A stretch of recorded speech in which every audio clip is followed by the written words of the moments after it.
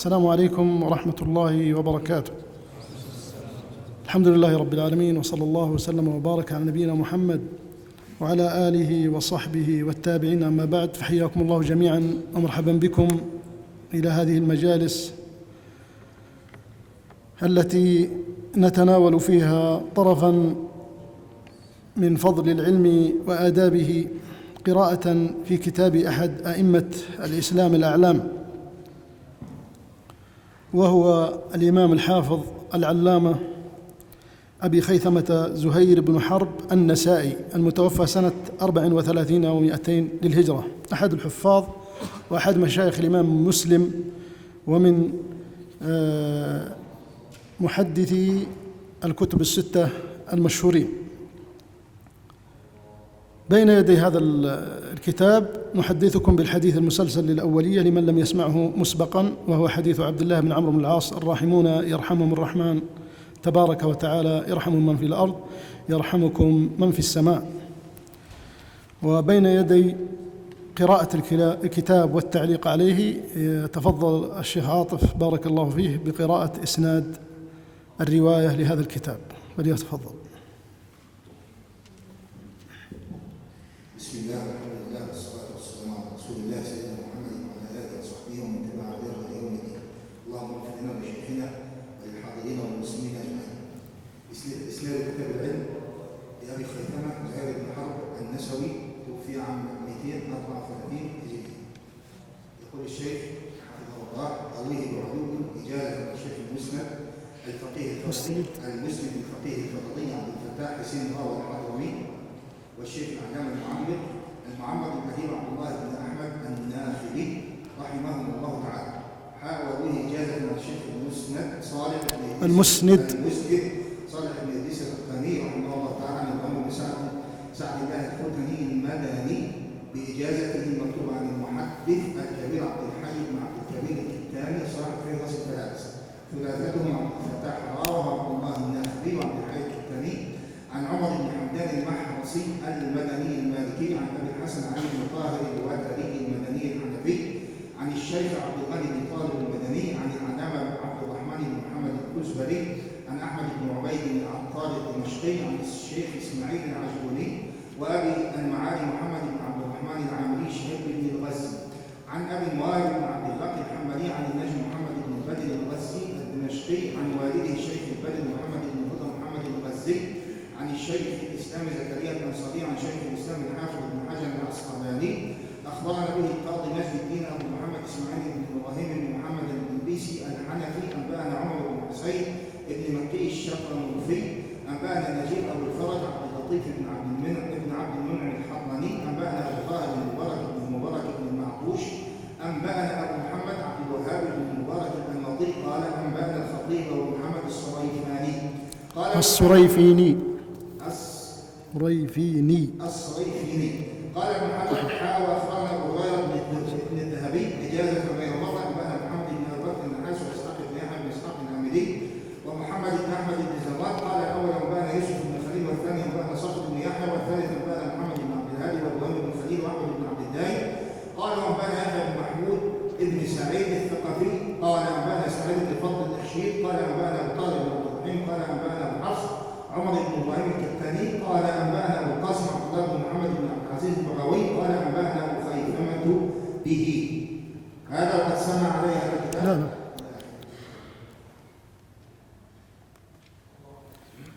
طيب ابدأ اقرأ الكتاب.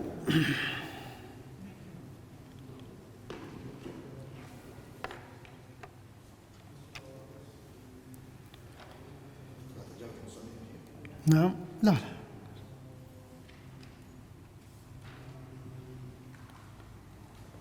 بسم الله الرحمن الرحيم، وما توفيقي الا بالله. اخبرنا الشيخ الامام العالم الزاهد عز الدين ابو الحسن. ما يصلح كذا يا شيخ عاطف، ينبغي الذي يقرأ في مجلس السماع أن يكون لديه دربة ومعرفة بالقراءة. ماذا تقول بين يدي القراءة؟ ماذا تقول؟ طيب يا شيخ عاطف، أنا من كم أعلمك 10 سنوات ما تعلمت إلى حد الآن، الله المستعان. ما أخبرك أنت لما تقول أخبرنا؟ ما أخبرك أنت، صح، ولم يخبرني أنا أيضا. نعم. بسم الله الرحمن الرحيم وما توفيقي الا بالله. قل بإسنادكم المذكور اللي ذكرت قبل شوي. بإسنادكم المذكور حفظكم الله. قال الشيخ أخبرنا الإمام العالم الزاهد. إلى بإسنادكم المذكور إلى المؤلف قال. إلى المؤلف قال أخبرنا. الآن لا تقرأ أبو خيثمة زهير بن حرب، تبدأ مباشرة في الراوي الذي بعده. يعني قال أبو خيثمة حدثنا وكيع في كل إسناد هكذا. قال حدثنا أبو خيثمة زهير بن حرب. لا هو المؤلف كيف حدثنا أبو خيثمة؟ أنت تقول حدثنا وكيع في كل إسناد، لأن أبو خيثمة يتكرر معك الآن في كل إسناد، فحذفا للتكرار الذي لا داعي له أنت تقرأ بالإسناد المذكور إلى أبي خيثمة، وأبو خيثمة تقول قال حدثنا وقال حدثنا وقال إلى آخره. قال حدثنا وكيع قال حدثنا الأعمش عن تميم بن سلمة عن أبي عبيدة قال قال عبد الله اغض عالما أو متعلما ولا تغض بين ذلك. نعم. هذا أول إسناد لدينا في الكتاب. عادة يذكر المصنف في أول الإسناد في أول كل حديث، وهذا من فعل الرواه، راوي النسخة يذكره في كل إسناد. ولأن ذكرنا إسنادنا إلى أبي خيثمة زهير بن حرب النسائي، ولذلك الآن لا يحتاج إلى تكراره في كل رواية. وكيع هو وكيع بن الجراح، أحد الأئمة الأعلام المشهورين، أحد فقهاء وحفاظ الكوفة. والأعمش هو سليمان بن مهران الأعمش، أيضا الثقة الإمام المشهور. وتميم بن سلمة الكوفي ثقة، خرج له البخاري تعليقا والإمام مسلم وأبو داود والنسائي وابن ماجه. وأبو عبيدة هذا هو أبو عبيدة ابن عبد الله بن مسعود رضي الله عنه. وللعلماء كلام في رواية أبي عبيدة عن ابن مسعود تكلم فيها بعض أهل العلم. يقول ابن رجب في فتح الباري أبو عبيدة لم يسمع من أبيه، لكن رواياته عنه صحيحة. لماذا؟ لأن عامة ما تلقاه عن أكابر تلاميذ والده وعن آل بيته، ولذلك قبل العلماء هذه الرواية، وإن كانت في الحقيقة منقطعة على ما جرى عليه أهل الحديث. قال اغدوا عالما أو متعلما ولا تغدوا بين ذلك، يعني أفضل الناس من تعلم وعلم، ثم يليه من طلب العلم، وغير ذلك هو أقل درجة. نعم. قال حدثنا إسحاق بن سليمان الرزي قال سمعت حنظلة يحدث عن عمر بن عبد الله قال قلت عمر بن عبد العزيز يقال إن استطعت أن تكون عالما فكن عالما، فإن لم تستطع فكن متعلما، فإن لم تكن متعلما فأحبهم، فإن لم تحبهم فلا تضرهم. فقال عمر سبحان الله قد جعل الله عز وجل له مخرجا. نعم. إسحاق بن سليمان هذا هو الرازي الكوفي، أيضا ثقة فاضل. قال الذهبي كان يعد من الأبدال خاشعا عابدا. وحنظلة هذا ورد في الإسناد مهمل، وإذا ورد مهملا فهذا يدل على شهرته. وحنظلة بن أبي سفيان القرشي المكي ثقة حجة، قال الذهبي من الأثبات. وعون بن عبد الله هذا هو ابن عتبة ابن مسعود الهذلي، أخو عبيد الله بن عبد الله بن عتبة الفقيه، ثقة، خرج له كذلك الإمام مسلم وأبو داود والترمذي والنسائي وابن ماجه. قلت لعمر بن عبد العزيز إن استطعت أن تكون عالما فكن عالما، فإن لم تستطع فكن متعلما، فإن لم تكن متعلما فأحبهم، فإن لم تحبهم فلا تبغضهم. فقال عمر سبحان الله لقد جعل له مخرجا، لأن في الحديث من أحب قوما فهو منهم، معنى حديث النبي صلى الله عليه وسلم عندما قال له الرجل يا رسول الله الرجل يحب القوم ولما يلحق بهم، قال المرء مع من أحب. نعم. قال أخبرنا جرير عن الأعمش عن تميم بن سلمة عن أبي عبيدة قال قال عبد الله من يريد الله به خيرا يفقهه في الدين. هذا طبعا هو جرير، هذا وجرير بن عبد الحميد الضبي ثقة مشهور معروف. والأعمش مر معنا، وتميم سلمة مر معنا، وكذلك الإسناد عن أبي عبيدة قال عبد الله من يريد الله به خيرا يفقهه في الدين. هذا مطابق للحديث الذي يرويه معاوية بن أبي سفيان رضي الله عنه من يريد الله به خيرا يفقهه في الدين. فهو موقوف على عبد الله بن مسعود، وهو مرفوع من وجه آخر. نعم. قال حدثنا معاوية بن عمرو قال حدثنا زياد عن الأعمش عن كبير بن سلمة عن أبي عبيدة عن عبد الله قال يا أيها الناس تعلموا فمن علم فليعمل. نعم. معاوية بن عمرو هذا هو المعني أيضا أحد الثقات، وزائدة هو زائدة بن قدامة كذلك أحد الثقات، والإسناد هو ذات الإسناد يا أيها الناس تعلموا فمن علم فليعمل. ثمرة العلم لا شك أنها هي العمل. نعم. قال حدثنا سفيان بن عيينة عن عاصم بن أبي النجود عن زيد بن حبيش قال أتيت صفوان بن عسال المغادي فقال ما جاء بك؟ قلت طلب العلم فقال إن الملائكة تضع أجنحتها لطالب العلم رضا بما يطلب. نعم. سفيان بن عيينة هو الثقة الإمام المشهور، وعاصم بن أبي النجود هو عاصم ابن بهدلة وهو مقرئ مشهور، لكنه صدوق له أوهام، لكنه حجة في القراءة. زر بن حبيش كذلك أحد الثقات الأثبات. عن صفوان بن عسال المرادي الصحابي الجليل قال ما أجابك؟ قال قلت طلب العلم، فقال إن الملائكة تضع أجنحتها لطالب العلم رضا لما يطلب. هذا ورد أيضا بمعناه الحديث الصحيح المرفوع. نعم. قال حدثنا محمد بن خازم قال حدثنا الأعمش عن شمر عن سعيد بن جبير عن ابن عباس قال إن الذي يعلم الناس الخير يستغفر له كل دابة حتى البركة في البحر. نعم. محمد بن خازم هذا هو أبو معاوية الضرير مشهور، وهو من أثبت الناس في الأعمش، وقد وقع هنا روايته عن الأعمش. وشمر هذا هو ابن عطية الأسدي صدوق. سعيد بن جبير إمام مشهور معروف. إن الذي يعلم الناس الخير يستغفر له كل دابة حتى الحوت في البحر، هذا أيضا ورد بمعناه الحديث أيضا المرفوع. نعم. قال حدثنا عبد الرحمن بن مهدي قال حدثنا بشر بن منصور عن ثور عن عبد العزيز بن ربيان قال المسيح ابن مريم من تعلم وعلم وعمل فذاك يدعى عظيما في ملكوت السماء. عبد الرحمن المهدي هو الإمام المشهور، وبشر بن منصور كذلك أحد الثقات، وثور هو ثور بن يزيد الشامي الحمصي، ثبت لكنه رمي بالقدر. وشيخه في الرواية هو عبد العزيز ابن ظبيان. قال هذا لم أستطع معرفة هذا الرجل عبد العزيز بن ظبيان، يرويه هذا من أخبار بني إسرائيل، والنبي صلى الله عليه وسلم يقول حدثوا عن بني إسرائيل ولا حرج. من تعلم وعلم وعمل فذاك يدعى عظيما في ملكوت السماء. هذا واضح من يدل على فضل التعلم والتعليم. نعم. والعمل. قال حدثنا محمد بن خازم قال حدثنا الأعمش عن شقيق عن عبد الله قال تعلموا فإن أحدكم لا يدري متى يقتل إليه. نعم. الإسناد هو مر معنا سوى شقيق أبو وائل شقيق بن سلمة أحد الثقات، ومعنى يختل إليه أي متى يحتاج إليه. نعم. قال حدثنا معاذ بن معاذ قال حدثنا ابن عون عن الأحنف قال عمر تفقهوا قبل أن تسودوا. هذا الإسناد معاذ بن معاذ والعنبري أيضا أحد الثقات المتقنين، وعون هو ابن عون هو عبد الله بن عون البصري ثقة ثبت فاضل. والأحنف هو الأحنف بن قيس التميمي الثقة السيد النبيل المشهور.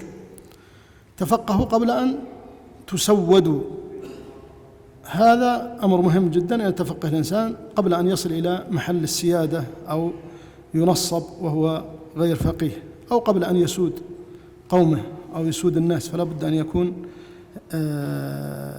في محل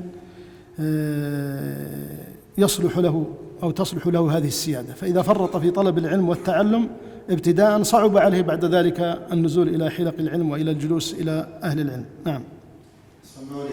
قال حدثنا محمد بن خازم قال حدثنا الأعمش عن شقيق عن عبد الله والله إن الذي يفتي الناس في كل ما يسألونه لمجنون. قال الأعمش فقال لي الحكم لو كنت سمعت بهذا الحديث منك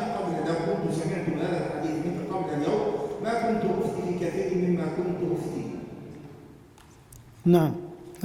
الإسناد مر معنا كذلك بكامله.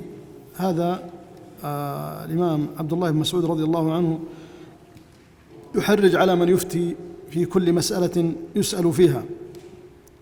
قال الأعمش قال لي الحكم هذا لعله الحكم من عتيبة، لو كنت سمعت بهذا الحديث منك قبل اليوم ما كنت أفتي في كثير مما كنت أفتي. نعم.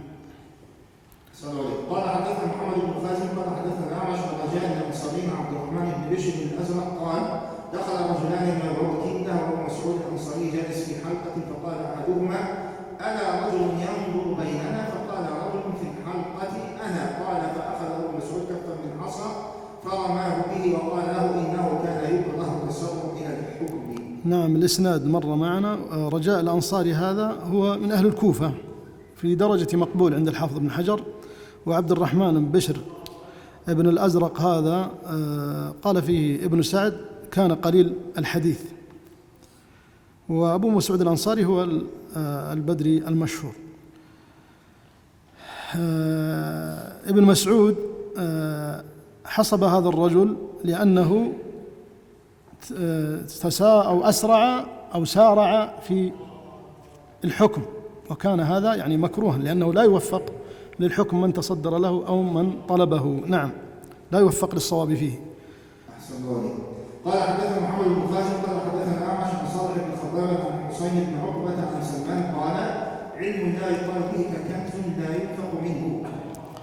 نعم، المعنى واضح. والإسناد مر معنا. صالح بن خباب هذا الفزاري من أهل الكوفة، ذكره ابن حبان في الثقات. وحسين بن عقبة في درجة صدوق. علم لا يقال به ككنز لا ينفق منه، يعني هذا واضح المعنى الذي لا ينفق علمه ولا يعلم الناس ولا ينشر ما رزقه الله عز وجل من علم. لا شك أن عقوبته كبيرة جدا كعقوبة من كنز المال ولم ينفق منه. نعم، فشبهه به. قال حدثنا جرير عن الأعمش قال بلغني عن مطرف بن عبد الله بن الشخير أنه قال فضل العلم أحب إلي من فضل العبادة وخير دينكم الورع. نعم. الإسناد مر معنا. مطرف بن عبد الله بن الشخير أحد الأئمة المشاهير أيضا قال فضل العلم أحب إلي من فضل العبادة وخير دينكم الورع. فضل العلم أي الاشتغال بالعلم عن نوافل الطاعات، يعني الاشتغال بالعلم أفضل من الاشتغال بنوافل الطاعات. وخير دينكم الورع يعني أن يكون إنسان ورعا متقي للشبهات، فهو أفضل ما يمكن أن يتقرب به الإنسان إلى الله جل وعلا. نعم. قال حدثنا جرير عن الأعمش عن سليمان عن حذيفة قال بحسب المرء من العلم أن يخشى الله عز وجل وبحسبه من الكذب أن يقول استغفر الله وأتوب إليه ثم يعود. نعم، الإسناد مر معنا كذلك. سليم هذا هو ابن أسود أبو الشعثاء المحاربي الكوفي، هو ثقة باتفاق أيضا، خرج له البخاري وبقية الستة. عن حذيفة بن اليمان رضي الله عنه قال بحسب المرء من العلم أن يخشى الله عز وجل وبحسبه من الكذب أن يقول استغفر الله وأتوب إليه ثم يعود. يعني العلم لا شك أن العلم يورث الخشية من الله جل وعلا، وينبغي للإنسان أن يكون في معاملته مع الله عز وجل صادقا، ولذلك يرى هو أن من استغفر ثم عاد فإنما كأنما يكذب في توبته واستغفاره. غفر الله لنا ولكم. نعم. قال حدثنا عبد الرحمن بن مهدي قال حدثنا سفيان عن الأعمش عن عبد الله بن مرة عن مسروق قال بحسب الرجل من العلم أن يخشى الله عز وجل وبحسب الرجل من الجهل أن يعجب بعلمه. الإسناد مر معنا. سفيان هنا هو الثوري، وعبد الله بن مرة هو الكوفي أيضا أحد الثقات، ومسروق هو مسروق بن الأجدع من كبار التابعين أحد الثقات الأعلام. قال بحسب الرجل من العلم أن يخشى الله عز وجل وبحسب الرجل من الجهل أن يعجب بعلمه. لا شك أن ثمرة العلم هي الخشية كما قلنا، ولا شك أن العجب هو بسبب الجهل، نسأل الله السلامة والعافية. نعم. أحسن الله. قال حدثنا جرير عن الأعمش عن مالك بن الحارث عن أبي خالد شيخ من أصحاب عبد الله قال بينما نحن في المسجد إذ جاء خباب من أرد فجلس فسكت فقال له القوم إن أصحابك قد اجتمعوا إليك لتحدثهم أو لتأمرهم. قال بما آمرهم؟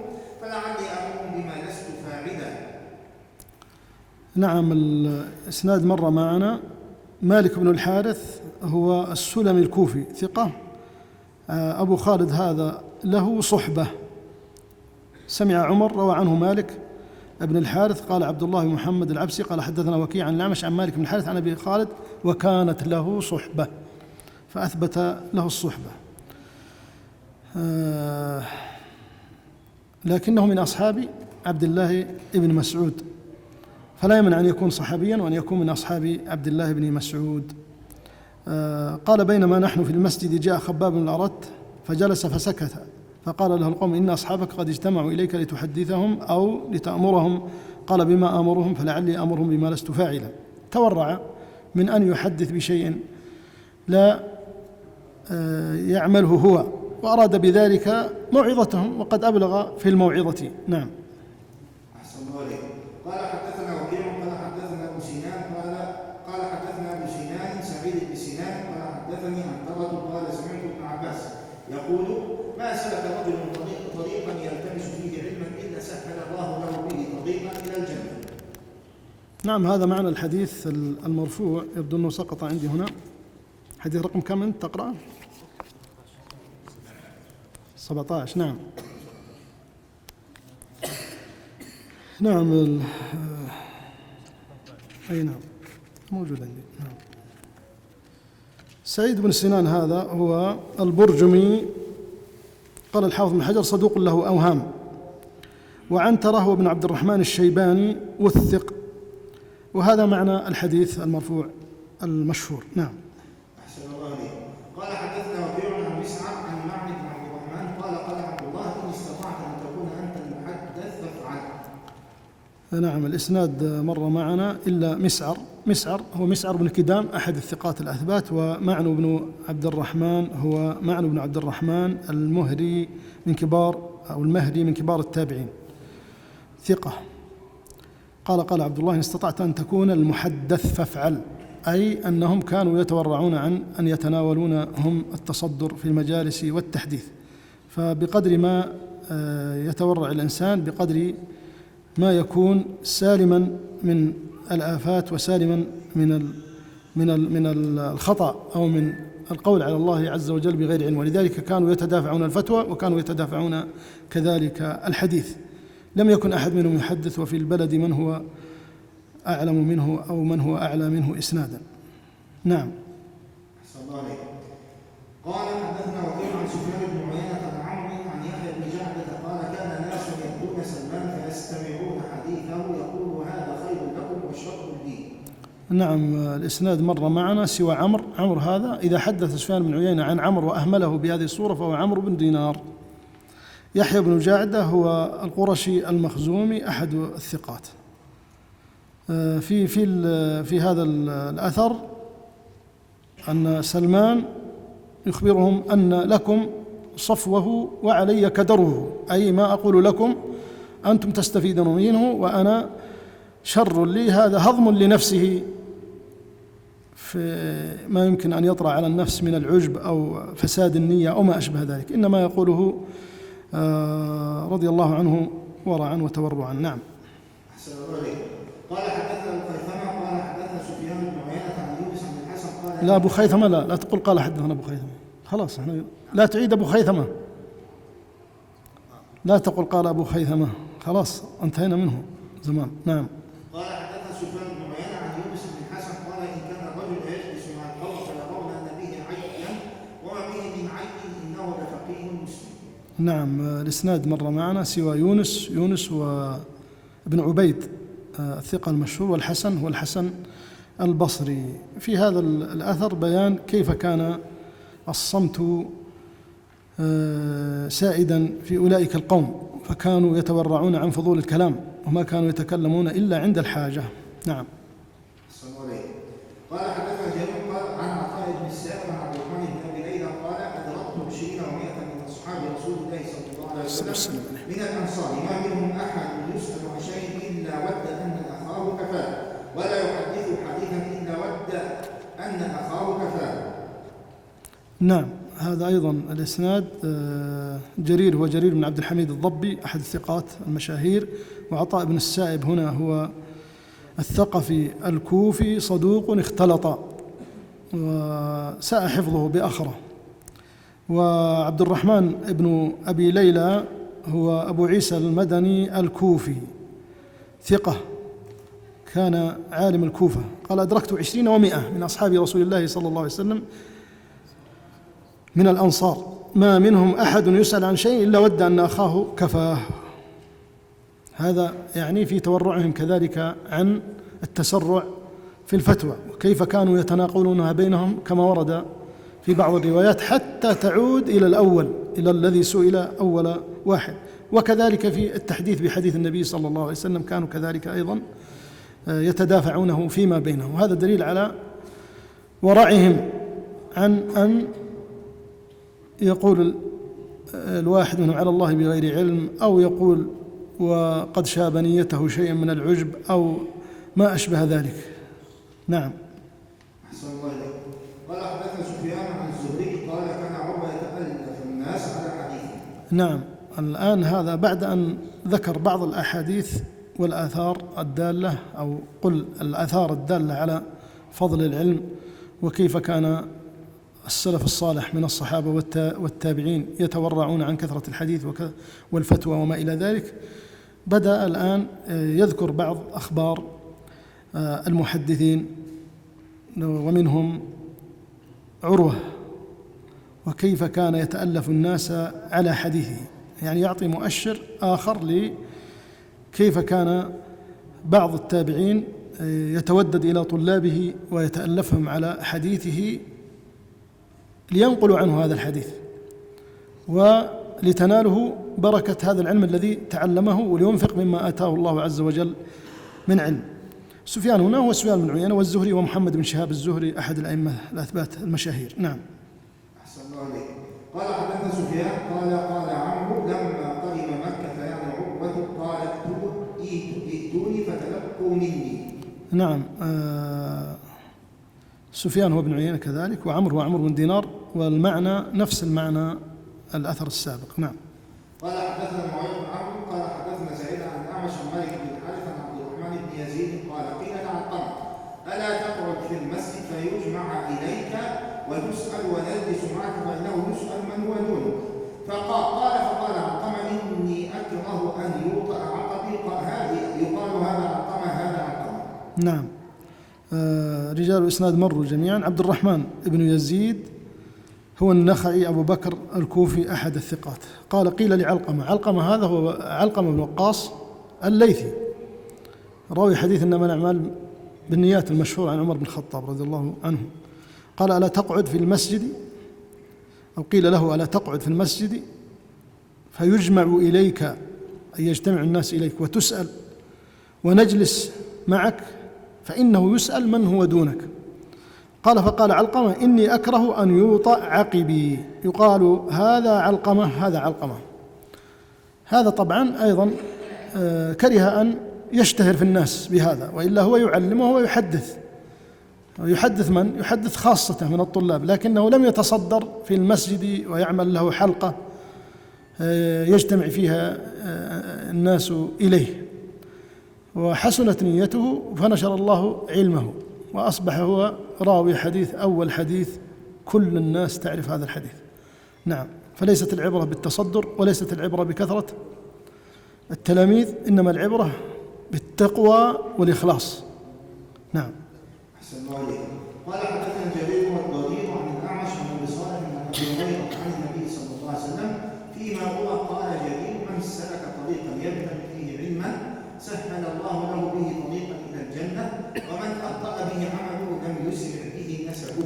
نعم. جرير هنا هو جرير بن عبد الحميد الضبي. والضرير من هو؟ من الضرير؟ أبو معاوية الضرير معروف هذا. عن الأعمش عن أبي صالح. أبو صالح هذا هو أحد تلاميذ أبي هريرة المشاهير، اسمه ذكوان السمان، ثقة ثبت أحد الأئمة. عن أبي هريرة عن النبي صلى الله عليه وسلم الحديث معروف ومشهور: من سلك طريقا يبتغي فيه علما سهل الله له به طريقا إلى الجنة ومن أبطأ به عمله لم يسرع به نسبه. الحديث مشهور ومعروف، والسلوك هنا إما أن يكون حسيا أو يكون معنويا كذلك. يعني من طلب علما معينا سلك فيه هذا الطريق وأراد بذلك وجه الله ونفع نفسه ونفع الناس، كان ذلك سببا لدخوله الجنة وسببا لسلوكه الجنة. ومن سلك طريقا محسوسا يذهب إلى حلقة علم أو إلى عالم ليقرأ أو يتعلم آية أو يتعلم حديث أو يتعلم فقه، كان ذلك طريقا له إلى الجنة. نسأل الله وإياكم من فضله. نعم. أحسن الله عليكم. قال حدثنا سفيان بن عيينة عن عمرو عن يحيى بن جهلة قال أراد عمر أن يكتب السنة ثم كتب في الناس، ما كان عنده شيء من ذلك فليمحه. نعم، الإسناد مر معنا بكامله. قوله أراد عمر أن يكتب السنة ثم كتب في الناس من كان عنده شيء من ذلك فليمحه، هذا معروف مذهب عمر بن الخطاب رضي الله عنه في التشديد في رواية السنة، وليس هذا على إطلاقه أنه أمر بمحو كل ما كان عند كل أحد من السنة، وإلا لما وصلت إلينا بعض الصحف التي للصحابة. إنما مراده والله أعلم أي ما أمر به أن يكتب، يعني كأنه أمر بالكتابة ثم تراجع عن ذلك فقال من كان عنده شيء مما أمرت به أن يكتب فليمحوه، يعني لا أريده. يعني لم يرد عمر بن الخطاب أن يكون جمع السنة على يديه، وهو يعلم تمام العلم أن الله عز وجل حافظ لهذا الدين، وأن السنة ستكتب وأنها ستنتشر، لأنها هي بيان القرآن، ومن حفظ القرآن حفظ بيانه. لكن عمر كان يشدد على الصحابة في كثرة الحديث، لأن الناس كانوا حديثي عهد بالإسلام مع الفتوحات، فأراد أن يشتغل الناس بالقرآن، تبقى السنن عند الفقهاء وعند أكابر أهل العلم من الصحابة والتابعين. هذا مذهب عمر رضي الله عنه. نعم. أحسن الله عليكم. قال حدثنا سفيان بن عيينة عن إبراهيم بن ميسرة عن طاووس قال إن كان الرجل يكتب إلى ابن عباس فيسأله عن الأمر فيقول له الرجل الذي جاء بالكتاب أخبر صاحبك بأن الأمر كذا وكذا، فإنا لا نكتب في الصحف إلا الرسائل والقرآن. نعم. إبراهيم بن ميسرة هذا الطائفي ثبت حافظ، وطاووس بن كيسان الثقة الإمام مشهور تلميذ ابن عباس، قال إن كان الرجل يكتب إلى ابن عباس يسأله عن الأمر فيقول للرجل الذي جاء بالكتاب أخبر صاحبك بأن الأمر كذا وكذا، فإنا لا نكتب في الصحف إلا الرسائل والقرآن. هذا مذهب أيضا ابن عباس اقتدى فيه بالنبي صلى الله عليه وسلم، فإن النبي صلى الله عليه وسلم لم يأمر إلا بكتابة القرآن وبكتابة أو قل لم يكتب بين يديه إلا القرآن والرسائل، وأذن في بعض الحالات الخاصة بالكتابة. فلما كتب لابن عباس مقتضى ذلك أن يكتب الرد، ولذلك اعتذر عن كتابة الرد وبرر ذلك. نعم، برر عدم الكتابة بأنهم لا يكتبون إلا الرسائل والقرآن. نعم.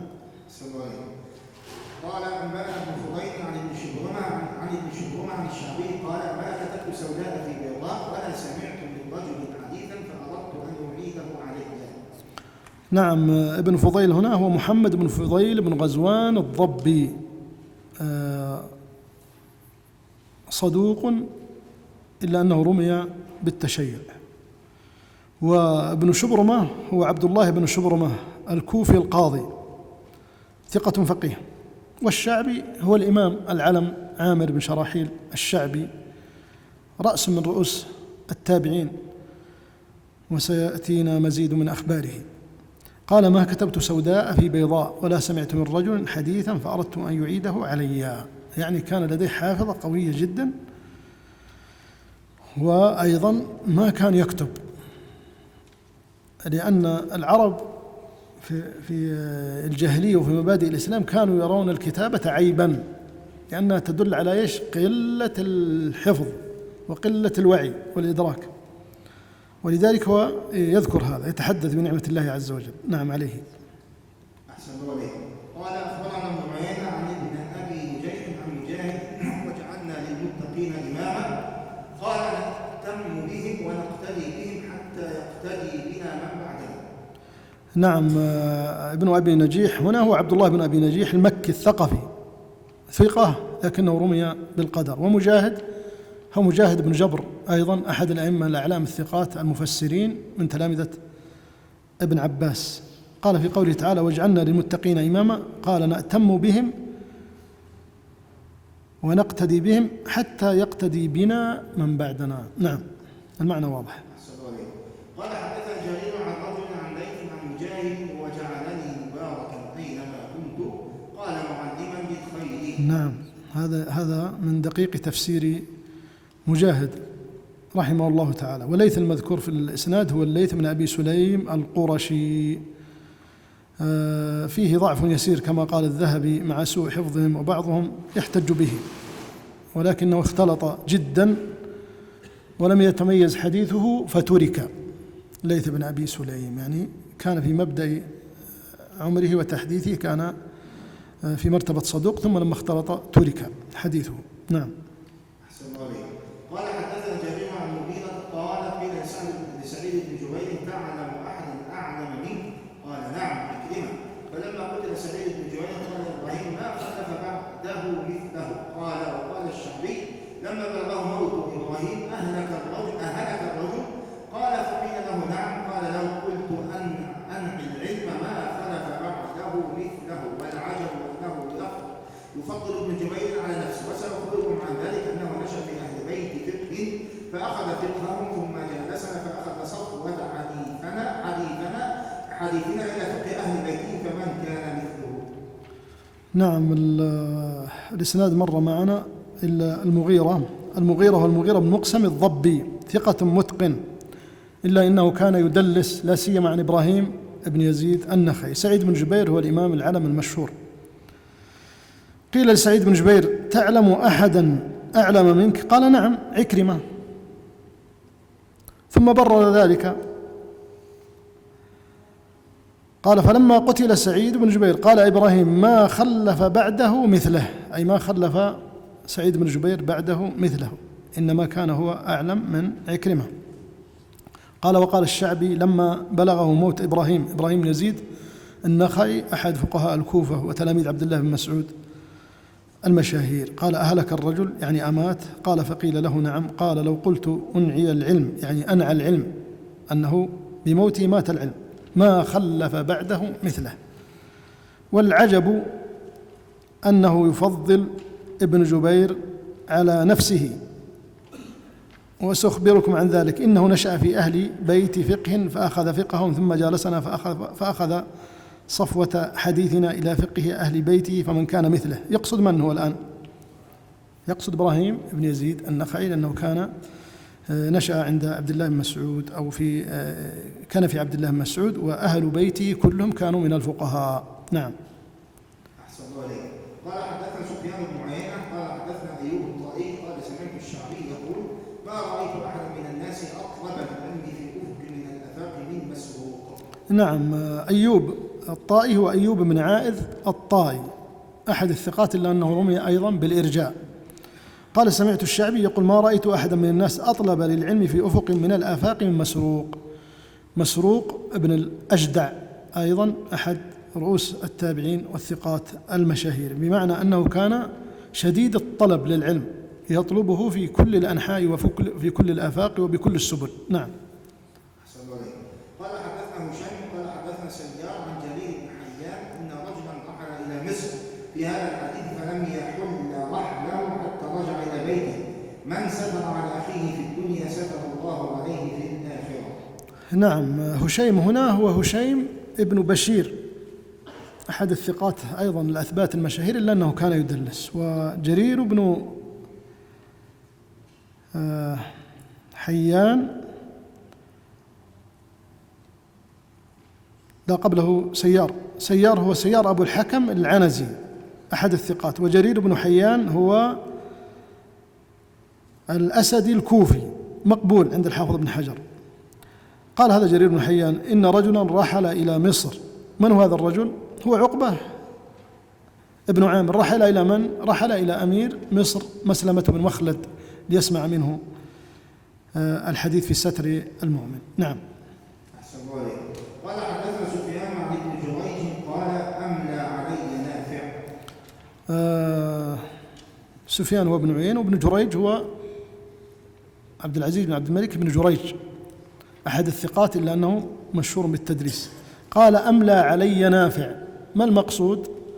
المقصود أن نافع كان يقر الكتابة، يعني كان يملي على تلميذه ويكتب. نعم. قال حدثنا جرير عن عبد الملك بن عمير عن مراد كاتب المغيرة قال أملى علي المغيرة وكتبته بيدي. الواحد يكتب بالثنتين يا عاطف؟ بيدي. الله يصلحك. نعم. جرير بن عبد الحميد الضبي عن عبد الملك نعم قد يكتب بالاثنتين إذا كان أيسر. نعم. وبعضهم عنده مهارة قد يكتب باليمين ويكتب باليسار، ما يمنع هذا. نعم. قال عبد الملك بن عمير هنا هو الكوفي أحد الثقات الفصحاء، تغير حفظه وربما دلس.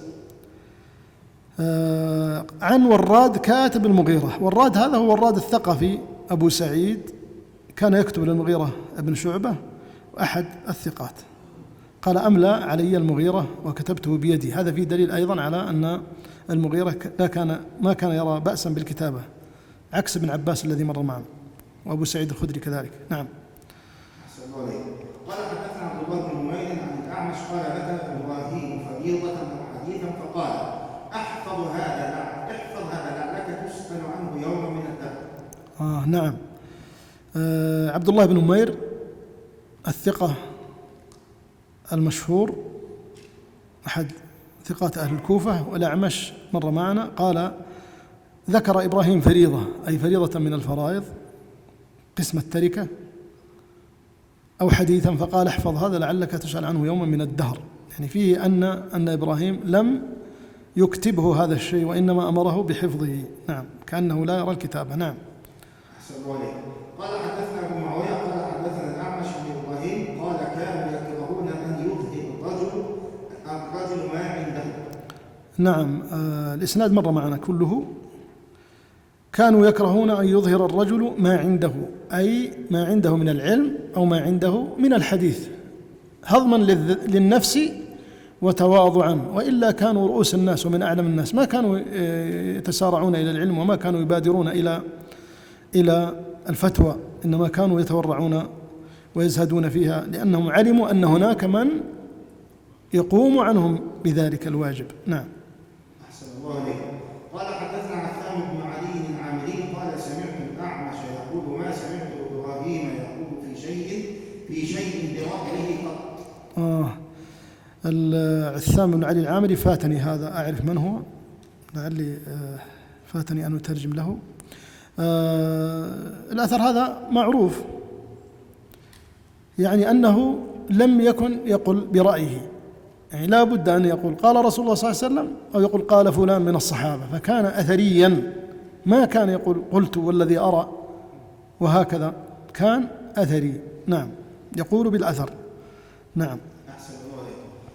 قال حدثنا ابن يمان عن أشعث عن جعفر عن سعيد بن جبير في قوله تعالى يا بخلون ويأمرون الناس بالبخل قال هذا من العلم. نعم. أيضا هذا الإسناد كذلك لم أترجم لبعض رجاله فعذرا سقط علي، ولا افترض أني ترجمت لهم. قال هذا يبخلون ويأمرون الناس بالبخل، قال هذا من العلم، أي أنه كذلك إما أن يكون مرادا أن هذا من العلم الذي يتعلم فيتجنب الإنسان هذا الخلق السيء الذي يدعو يعني الناس يبخل ويدعو الناس إلى البخل، وهذه الصفة من صفات المنافقين. أو يكون هذا أيضا من البخل بالعلم، يبخل ويبخل، أي يحث الناس على عدم نشر العلم، لا ينشر العلم ويحث الناس على عدم نشره. نعم. قال حدثنا جرير عن ليث قال كان أبو العالية إذا جلس إليه 4 قاما. نعم. الإسناد مر معنا. كان أبو العالي إذا جلس إليه 4 قاما، لأنه يرى هذا حد الشهرة، يعني إذا 3 ماشي يجلس معهم، 3 ركب، إذا زاد 1 رابع قد يأتي الشيطان، فهو أراد يعني يأتيه الشيطان يوسوس له فيقوم هو. نعم. قال حدثنا وليد بن مسلم قال حدثني عبد الله بن علاء قال سمعت مقبولا قال كنت لعمرو بن سعيد بن العاصي او لسعيد بن العاصي فوهبني رجل من هذيل بمصر فانعم علي بها فما خرجت من مصر حتى ظننت انه ليس بها علم الا وقد سمعته ثم قدمت المدينه فما خرجت منها حتى ظننت انه ليس بها علم الا وقد سمعته ثم لقيت الشعبي فلم ارى مثله رحمه الله. نعم.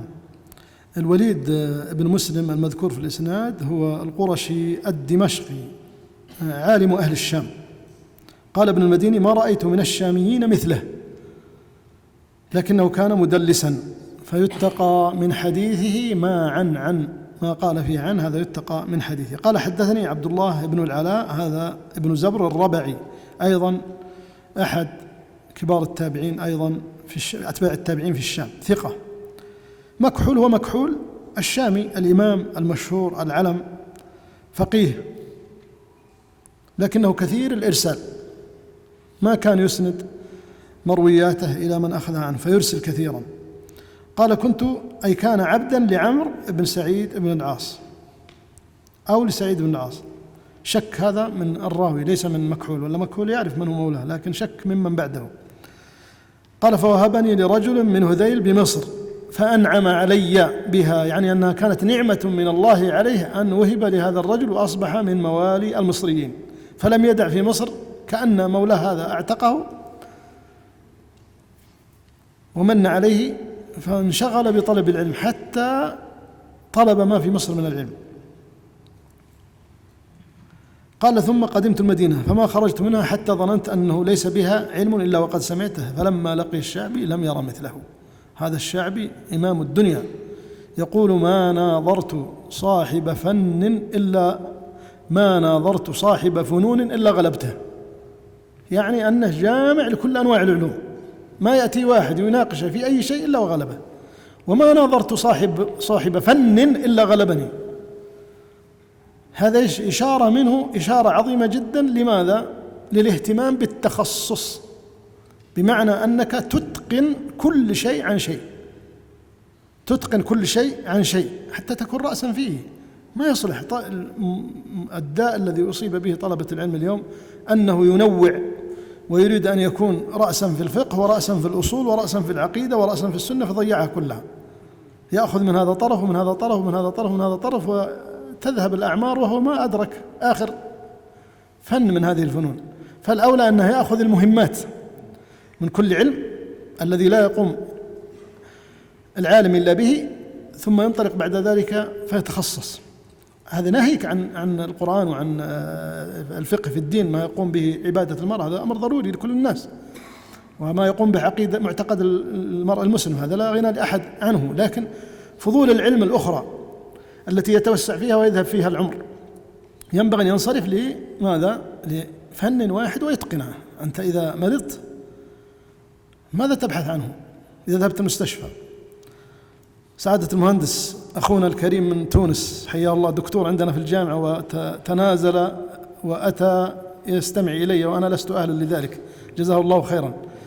يعني لماذا تذهب تبحث عن أشهر طبيب، تبحث عن استشاري؟ إذا أعطوك واحد أخصائي تعي تزعل، أعطوك طبيب عام ما تروح له أبدا ولا تثق بعلاجه. فكيف في علوم الدين وعلوم الشريعة تترك العلماء الراسخين وتذهب إلى بنيات الطريق فتأخذ من فلان الداعية ولا فلان الخطيب ولا فلان كذا ولا واحد على القناة التلفزيونية وما أشبه ذلك، أو على شبكات التواصل، وتدع الراسخين في العلم الذين مهروا في الفتوى ومهروا في الفقه أو مهروا في علم الحديث أو مهروا في ما تخصصوا فيه. خذ العلم من أصوله، خذ العلم من منبعه الأساسي، دع الجداول وعليك بالنهر، دع بنيات الطريق وعليك بالطريق الواضح. هكذا يتعلم الإنسان بإذن الله عز وجل. يعني إذا ذهبت إلى الراسخ في العلم أعطاك عصارة ما عنده، خبرته في العلم. نعم. أحسن الله عليك. قال حدثنا وليد بن مسلم قال حدثني تميم بن عطية عن سيدي قال سمعت مقبولا يقول اختلفت إلى شريح أشهرا فلم أسأله عن شيء اكتفى بما أسمعه يقضي به. نعم، هذا باب من أبواب العلم. الإسناد مر معنا، لكن تميم بن عطية العنسي هذا الشامي أيضا صدوق يهم على ما قال الحافظ بن حجر، أما الذهبي فقد وثقه. يقول مكحول، ومكحول الشامي هذا الذي ذكرناه لكم، اختلف إلى شريح أشهرا فلم أسأله عن شيء، أكتفي بما أسمعه يقضي به. خلاص هو أصلا قد خلص العلوم كلها، ما هو قابل الشعبي وقابل الناس كلهم، جاء عند شريح عشان يأخذ منه الحكم، يأخذ منه القضاء، بس يستمع، ما يأخذ منه مسائل، ينظر كيف يقضي ويأخذ منه مسائل القضاء. نعم. أحسن الله عليك. قال حدثنا الوليد بن مسلم قال حدثنا سعيد بن عبد العزيز عن مكحول قال تواعد الناس ليلة من الليالي إلى قبة من قباب معاوية فاجتمعوا فيها فقام فيهم أبو هريرة يحدثهم عن رسول الله صلى الله عليه وسلم حتى أصبح. نعم. الإسناد مر معنا. سعيد بن عبد العزيز هذا هو التنوخي الدمشقي، ثقة إمام، سواه الإمام أحمد بالأوزاعي، لكنه اختلط أيضا في آخر أمره. ومكحول معروف مر معنا. قال تواعد الناس ليلة من الليالي إلى قبة من قباب معاوية فاجتمعوا فيها فقام فيهم أبو هريرة يحدثهم عن رسول الله صلى الله عليه وسلم حتى أصبح. هذا يدل على أن هذا فين؟ في الشام؟ خليفة يجلس في القبة؟ لا، هذا يدل على أنه في السفر، أنه في المدينة أو في مكة أو في ما أشبه ذلك، يعني بينهما، لأن أبا هريرة كان مقامة في المدينة. فاجتمع الناس إليه، من هم الناس؟ الذين مع معاوية، ولذلك سهر لهم أبو هريرة من الليل إلى الصباح يحدثهم عن رسول الله صلى الله عليه وسلم. هذه كلها دليل على أنهم من أهل الشام وليسوا من أهل المدينة، وأن المكان كان مكان سفر أو مكان قل إقامة، لكنهم ليسوا من أهل المدينة ولم يكن الحديث بالمدينة. نعم. أحسن الله إليك. قال حدثنا الوليد بن مسلم قال أنبأنا الأوزاعي عن مكحول قال إن لم يكن في مجالسة الناس ومخالطتهم خير فالعزلة أسلم. نعم. الإسناد مر معنا سوى الأوزاعي، والأوزاعي هو الإمام المشهور العلم عبد الرحمن بن عمرو الأوزاعي، فقيه أهل الشام، وكان له مذهبا مستقلا. قال إن لم يكن في مجالسة الناس ومخالطتهم خير فالعزلة أسلم. لكنهم الناس يتركونك، ما يتركونك أصلا في حالك، إذا تركتهم قالوا متكبر أو قالوا كذا وكذا، وإن خالطت الناس ذهبوا بوقتك وذهب عمرك. فإذا لم يكن هناك فائدة من مخالطة الناس، بمعنى أنك تأمر بالمعروف أو تنهى عن منكر أو تعلم جاهلا أو تعظ أو تذكر، المهم أنك تقدم لنفسك خيرا، وإلا لا يضيع وقتك مع دهماء الناس، فلا يرضيهم إلا أن تأخذ معهم فيما هم فيه من حديث من أمور الدنيا وما إلى ذلك، فيذهب وقتك هدرا.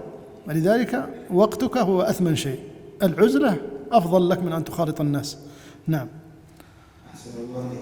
قال حدثنا الوليد بن مسلم قال حدثنا الأوزاعي عن حسان بن عطية قال حدثني أبو كبشة أن عبد الله بن عمرو حدثه أنه سمع رسول الله صلى الله عليه وسلم يقول بلغوا عني ولو آية وحدثوا عن بني إسرائيل ولا حرج ومن كذب علي متعمدا فليتبوأ مقعده من النار. نعم. الإسناد مر معنا، وفي الإسناد كذلك حسان بن عطية أيضا الدمشقي ثقة فقيه عابد، وأبو كبشة أيضا هذا الشامي من كبار التابعين ثقة كذلك، أن عبد الله بن عمرو حدثه أنه عبد الله بن عمرو هذا هو ابن العاص الصحابي المشهور، أنه سمع رسول الله صلى الله عليه وسلم يقول بلغوا عني ولو آية. هذه القطعة بلغوا عني ولو آية قال المعافى النهرواني في كتاب الجليس، وهو كتاب أدب مهم جدا. الظاهر أن الجليس الكافي والدواء الشافي أنا نسيته، لي منه أكثر من 10 سنوات ما اطلعت عليه، لكنه كتاب قمة في غاية الجودة، وفيه لطائف من العلوم والفنون، حتى قضايا في علم الحديث موجودة في هذا الكتاب. يقول الآية في اللغة تطلق على 3 معان: العلامة الفاصلة والأعجوبة الحاصلة والبلية النازلة. فمن الأول قوله تعالى آيتك ألا تكلم الناس 3 أيام إلا رمزا. ومن الثاني إن في ذلك لآية. ومن الثالث جعل الأمير فلانا أو جعل الأمير فلانا اليوم آية، يعني إيش؟ عبرة. ويجمع بين هذه المعاني الثلاثة أنه قيل لها آية لدلالتها وفصلها وإبانتها. قال وفي الحديث ولو آية أي واحدة، هذا معنى الحديث. هو الآن يشرح الحديث، تلك مقدمة لغوية. قال ليسارع كل سامع إلى تبليغ ما وقع له من الآية ولو قل، ليتصل بذلك نقل جميع ما جاء به صلى الله عليه وسلم. فيكون الخطاب موجه لمن؟ للصحابة. يكون الخطاب موجه للصحابة، يكون قول النبي صلى الله عليه وسلم بلغوا عني ولو آية خطاب للصحابة لجمع آي القرآن التي كانت تنزل تباعا. ولذلك لما جمع زيد بن ثابت القرآن قال أنسيت آية سقطت علي فوجدتها مع فلان من الأنصار. فنعم. وقال ابن حبان أمر قصد به الصحابة، ويدخل في جملة هذا الخطاب من كان بوصفهم إلى يوم القيامة في تبليغ من بعدهم عنه صلى الله عليه وسلم، وهو فرض على الكفاية. إذا قام البعض بتبليغه سقط عن الآخرين فرضه، وإنما يلزم فريضته من كان عنده منه ما يعلم أنه ليس عند غيره، وأنه متى امتنع عن بثه خان المسلمين، فحينئذ يلزمه فرضه. نعم. أذان ولا باقي؟ يؤذن الآن؟ طيب نواصل. طيب أنت أذن وبعدين نواصل. طيب نكمل شرح معنى بلغوا عني ولو آية. قال وإنما يلزم فريضته من كان عنده منه ما يعلم أنه ليس عند غيره، وأنه متى امتنع عن بثه خان المسلمين، فحينئذ يلزمه فرضه. كثير من طلاب العلم ومن الدعاة يحمل الحديث على ظاهره، يرى أن بلغوا عني ولو آية أنه أمر له هو المسكين. أنت ما أحد معطيك وجه أصلا، يعني أنت تعلم أول شيء حتى ترسخ في العلم ثم بلغ. يعني ما يصلح يتصدر الإنسان وهو لسه طالب علم، يعني هذا طالما هناك إلا إذا تعين عليك، لكنك تقوم وتتصدر وأنت ما تضلعت في العلم ولا رسخت فيه أخذا بهذا الحديث. هذا الحديث لا يدل، ليس لك فيه دليل. ذكرت لكم كلام المعافى النهرواني، وذكرت لكم كلام ابن حبان، فلا يفهم هذا الحديث على ظاهره. واضح؟ قال بقية الحديث وحدثوا عن بني إسرائيل ولا حرج، فيه إذن بالحديث عن بني إسرائيل، أخبارهم ومواعظهم وما حصل لهم من العبر، لأنهم كانت فيهم عبرا كانت تسوسهم الأنبياء، وكان فيهم عبر وآيات. فالنبي صلى الله عليه وسلم قال حدثوا عن بني إسرائيل ولا حرج.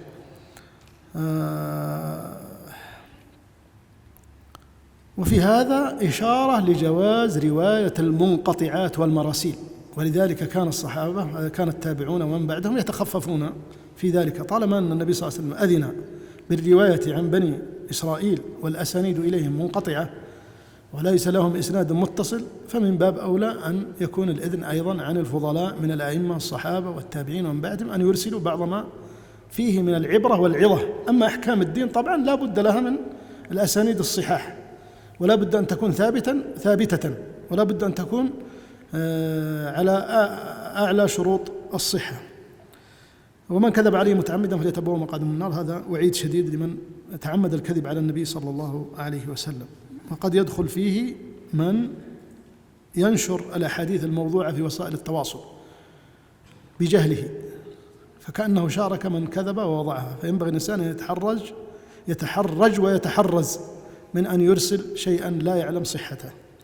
نعم. أحسن الله عليك. قال حدثنا جرير عن الأعمش عن أبي الضحى عن مسروق قال حسب المرء من العلم أن يخشى الله بحسبه جهلا أن يعجب بعلمه. نعم. هذا أبو الضحى هو مسلم بن صبيح، مشهور بكنيته، أحد الثقات، مر معنا، والمعنى مر معنا كذلك. نعم. أحسن الله عليك. قال حدثنا يحيى بن يمان قال حدثنا الأعمش عن إبراهيم قال كان عبد الله لطيفا فطنا.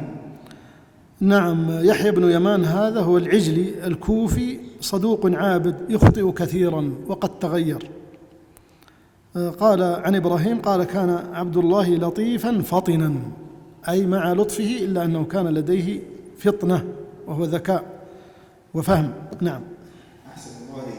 قال حدثنا جعفر بن عون قال أخبرنا الأعمش عن مسلم بن صبيح عن مسروق قال عبد الله لو أن ابن عباس أدرك أسكاننا ما عاشره منا أحد. قال وكان يقول نعم ترجمان القرآن ابن عباس رضي الله عنه. نعم. جعفر بن عون هذا هو القرشي الكوفي، قال فيه الحافظ بن حجر صدوق، والذهبي قال ثقة، وبقية الإسناد مر معنا. قوله عن عبد الله لو أن ابن عباس أدرك أسناننا، يعني ابن عباس كان من صغار الصحابة ولم يكن من كبراء الصحابة، وكان في زمن النبي صلى الله عليه وسلم غلاما لم يكن يجلس مجالس كبراء الصحابة، ولكنه كان أحيانا يحضر معهم ويرى، فيقول لو كان أدرك أسناننا ما عاشره منا أحد، يقصد يعني ما أحد استطاع أن يضارعه في العلم والفهم، لكان تقدم عليهم جميعا.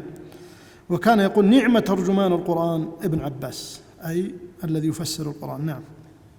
أحسن الله عليك. قال حدثنا محمد بن عبيد عن الأعمش عن مسلم عن مسروق قال عبد الله إن من العلم أن يقول الذي لا يعلم الله أعلم. نعم، هذا دليل على العلم، لأن من قال لما لا يعلم لا أعلم دل على أنه أثمر فيه العلم، وأنه يريد بالعلم وجه الله عز وجل، ولا يريد بالعلم التعالم، ولا يريد أن لا يخطئ في أن لا يرد المستفتي ويقول لا أدري عن هذه الفتوى، فينظر إليه بأنه لا يعلم بعض أمور التي قد تكون واضحة عند السائل أو عند غيره. نعم. أحسن الله عليك. قال حدثنا وكيع عن الأعمش عن أبي الضحى عن مسروق قال ما نسأل أصحاب محمد صلى الله عليه وسلم عن شيء إلا علمه في القرآن إلا أن علمنا يقصر عنه. نعم، رجال الإسناد جميعا مروا معنا. قال ما نسأل أصحاب محمد من شيء إلا علمه في القرآن إلا أن علمنا يقصر عنه. هذا مسروق من أجدع تلميذ ابن مسعود وأحد المشاهير الثقات الأثبات. كيف عرف هذا؟ لأنه عندما يسألهم يدلونه على القرآن، يعطونه معاني ما سأل عنه من كتاب الله عز وجل، فوصله إلى هذه النتيجة، إلى أن علم التابعين ومن بعدهم قاصر عن علم الصحابة. ونكتفي بهذه النصوص، وبإذن الله عز وجل نتوضأ ونصلي بإذن الله عز وجل، وبعد ذلك نستأنف المجلس الثاني. هذا والله أعلم، وصلى الله وسلم على نبينا محمد.